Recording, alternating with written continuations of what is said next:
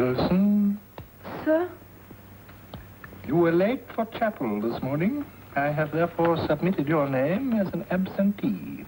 I wasn't really late, sir. Only a few seconds, sir. I was in the library and you can't hear the bell. You will no doubt recount those excuses to your housemaster, Wilson. I fear I am not interested in them. These are your Latin verses. Only one boy's version, Bryant's, had any merit, and that somewhat doubtful. The rest were mainly abominable. One boy, Mason, produced the most melancholy dissonance that I have experienced in all my 18 years with this class. It seems to me that the best way of employing the period would be for you all to attempt the verses again. The passage for translation, if you remember.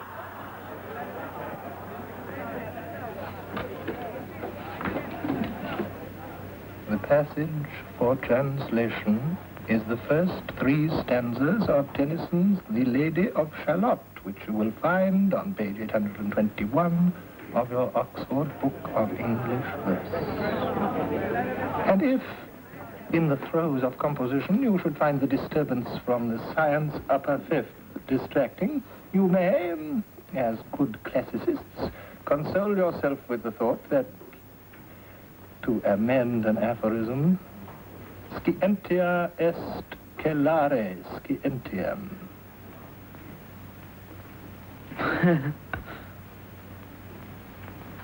Tableau? Sir?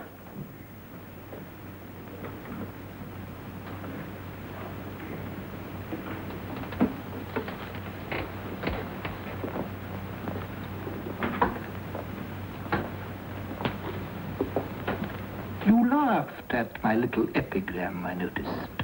Yes, sir. I must confess I am flattered at the evident advance your Latin has made, that you should so readily have understood what the rest of the class did not.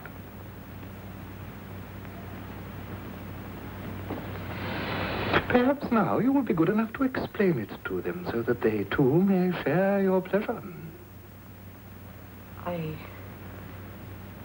Come along, Taplow. Do not be so selfish as to keep a good joke to yourself. Tell the others. I didn't hear it properly, sir. You didn't hear it? Then why, may I ask, did you laugh? Why did you laugh at what you did not hear? Politeness, sir. Toujours la politesse. I am touched, Taplow. May I go back to my seat now, sir? You may. And, Taplow. Sir?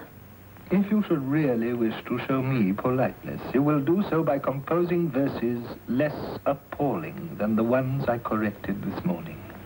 Yes, sir.